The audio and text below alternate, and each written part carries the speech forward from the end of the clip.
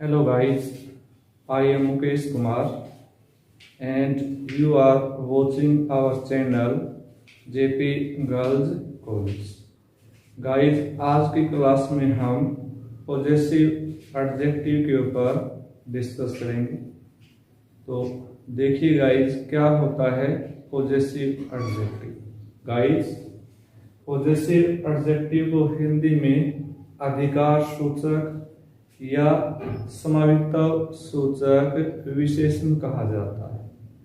वह शब्द जो किसी व्यक्ति या वस्तु के प्रति समावित्व अधिकार या संबंध के भाव को व्यक्त करता है उसे अधिकार सूचक विशेषण कहा जाता है।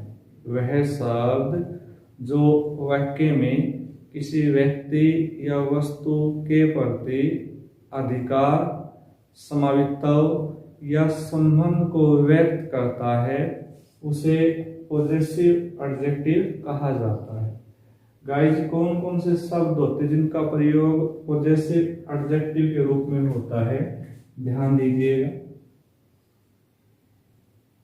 माई, our,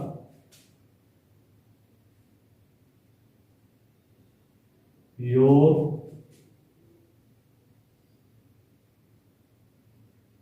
his, her,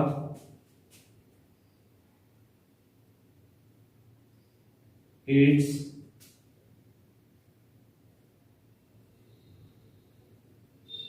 there. Guys ध्यान दीजिए, my, our, your, his, her, its, their इन शब्दों का प्रयोग पॉजेसिव एडजेक्टिव के रूप में होता है। क्यों? क्योंकि ये शब्द वाक्य में किसी व्यक्ति या वस्तु के साथ संबंध या समावित्व के भाव को व्यक्त करते हैं। गाइस इन शब्दों को आप जब भी वाक्य में प्रयोग करो तो इनके पश्चात हमेशा नाउन का प्रयोग होता है। किसका प्रयोग होता है? नाउन का प्रयोग होता है। नाउन गाइस सिंगुलर भी हो सकता है और प्लूरल भी हो सकता है। ये हमेशा अपने पश्चात वाक्य में नाउन लेकर के प्रयोग होते हैं। ध्यान से आपने इनको यूज करना है। नाउन में भी सिंगुलर और प्लूरल, इनके पश्चात नाउन एक वचन वाला या बहुवचन वाला हो सकता है। सेंस के अनुसार आपने इनको प्रयोग करना है। Doctor, my son is a doctor, मेरा बेटा एक डॉक्टर है। इस वाक्य के अंदर गाइस ध्यान दीजिएगा, जो माई शब्द है पॉजेसिव एडजेक्टिव है। क्यों है? क्योंकि वाक्य के अंदर अधिकार के भाव को व्यक्त करता है कि बेटा किसका है? मेरा है। तो यहाँ पर माई जो है ये पॉजेसिव एडजेक्टिव की भूमिका अदा करता है।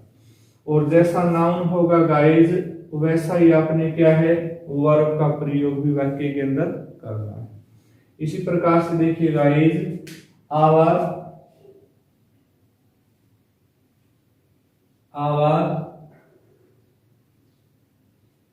House is very big. Our house is very big, हमारा घर बहुत बड़ा है। यहाँ पर भी देखिए गाइस, जो आवर शब्द है ये पॉजेसिव एडजेक्टिव के रूप में यूज हुआ है। क्यों? क्योंकि इसके पश्चात नाउन का प्रयोग हुआ है और ये संबंध व्यक्त करता है कि घर किसका है? हमारा है। तो इस प्रकार से इन शब्दों का प्रयोग पॉजेसिव एडजेक्टिव के रूप में होता है। इसी प्रकार से गाइस यूर को देखिए, जैसे यूर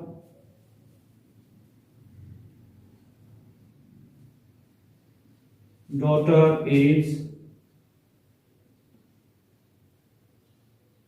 वेरी ब्रेव। ब्रेव। इस वाक्य के अंदर यूवर जो है ये पॉजेसिव एडजेक्टिव के रूप में प्रयोग हुआ है, क्योंकि ये बेटी के साथ संबंध व्यक्त करता है, तो इसे आप क्या कहोगे? पॉजेसिव एडजेक्टिव कहोगे। इसी प्रकार से हिज का प्रयोग भी होता है guys. For example, his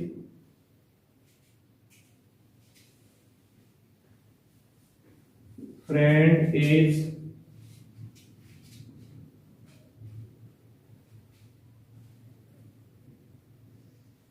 naughty. His friend is naughty. उसका मित्र शरारती है। तो मित्र किसका है?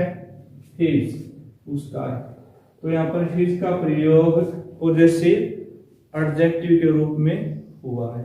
क्यों? क्योंकि वाक्य के अंदर संबंध व्यक्त करता है। तो इस प्रकार से शब्द जब भी वाक्य में यूज होते हैं अपने पश्चात नाउन लेते हैं और वाक्य में पॉजेसिव एडजेक्टिव के रूप में प्रयोग होते हैं।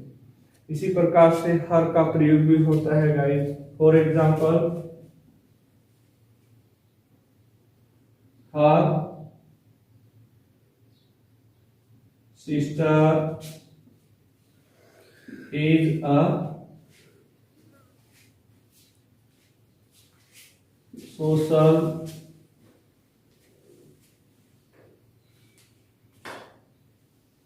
वर्कर।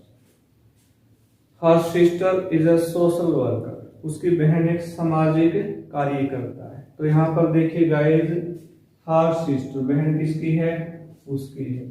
तो हर का प्रयोग वाक्य में पॉजेसिव एडजेक्टिव के रूप में हुआ। तो इस प्रकार से शब्द जब भी वाक्य में आएंगे अपने बाद नाउन लेके यूज होंगे। ध्यान से आपने देखना। इसी प्रकार से इट का प्रयोग भी होता है। जैसे for example, its teeth are sharp. Its teeth are sharp. इसके दांत शार्प हैं, नुकीले हैं। तो यहाँ पर देखिए गाइस, जो इट्स है ये पॉजेसिव एडजेक्टिव के रूप में प्रयोग हुआ है। तो इस प्रकार से इन शब्दों का प्रयोग पॉजेसिव एडजेक्टिव के रूप में होता है। इसी प्रकार से हम देयर का प्रयोग भी कर सकते हैं guys. For example,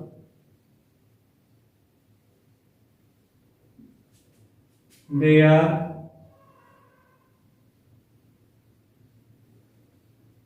friends are very clever. Their friends are very clever. उनके मित्र बहुत चालाक हैं। तो यहाँ पर गाइस ध्यान दीजिएगा, जो देयर शब्द है ये पॉजेसिव एडजेक्टिव के रूप में प्रयोग हुआ। तो इस प्रकार से शब्द जब भी आप वाक्य में प्रयोग करते हो तो ध्यान रखना इनके बाद हमेशा नाउन आता है। नाउन में भी सिंगुलर और plural according to sense. Sense के अनुसार नाउन सिंगुलर भी हो सकता है, प्लूरल भी हो सकता है। तो इस प्रकार से इन शब्दों का प्रयोग पॉजेसिव एडजेक्टिव के रूप में होता है। एक बात और ध्यान रखना गाइस, इनकी संख्या पूछी जाती है तो ध्यान दीजिए, पॉजेसिव एडजेक्टिव की संख्या कितनी होती है? 7 होती है। आप काउंट कर सकते हो 1 2 3 4 5 6 7। तो ये संख्या में 7 होते हैं, आपने ध्यान रखना है। तो ये होता है पॉजेसिव एडजेक्टिव। कहीं भी वाक्य में यूज करो आप इनको, चाहे बिगिनिंग में यूज होते हैं, मध्य में यूज होते हैं या एंडिंग में यूज होते हैं। ये बिना नाउन के कभी प्रयोग नहीं होते, हमेशा अपने बाद नाउन लेके यूज होते हैं। ओके गाइस, तो आई थिंक आपको स्पष्ट हो गया। एक पॉइंट गाइस आपने और ध्यान रखना है, क्या कि जो देर होता है ये भी अक्सर कंफ्यूज करता है। किस प्रकार से? ध्यान दीजिएगा,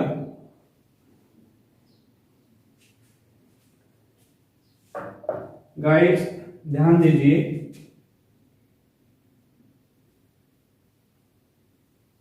ये वाला देयर THEIR, ये जब भी वाक्य के अंदर यूज होगा गाइज तो अपने बाद हमेशा ही नाउन लेके यूज होगा, ठीक है। और ये क्या होता है, ध्यान रखना हमेशा आपने, ये possessive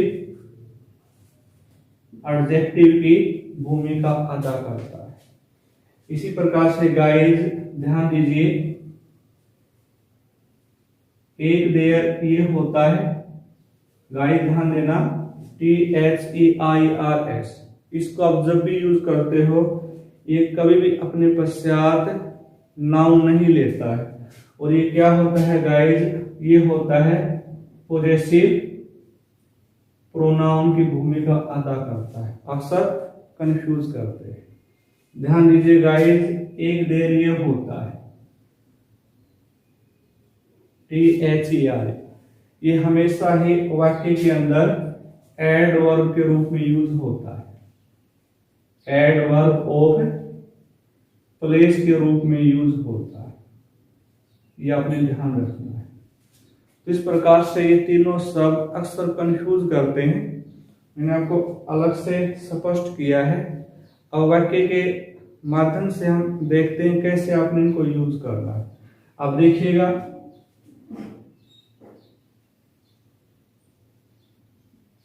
for example, their friends are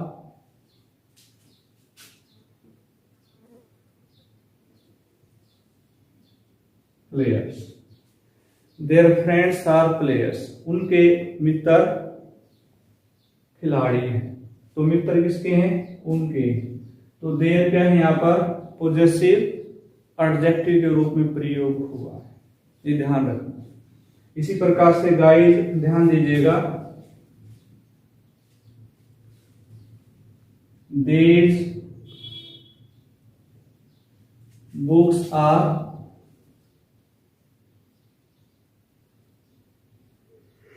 theirs, these books are theirs।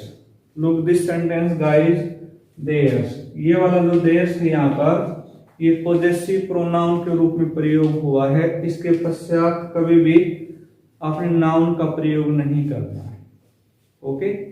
इसी प्रकार से गाइज ये वाला देर देखिए, जैसे we went there, we went there, हम वहां गए।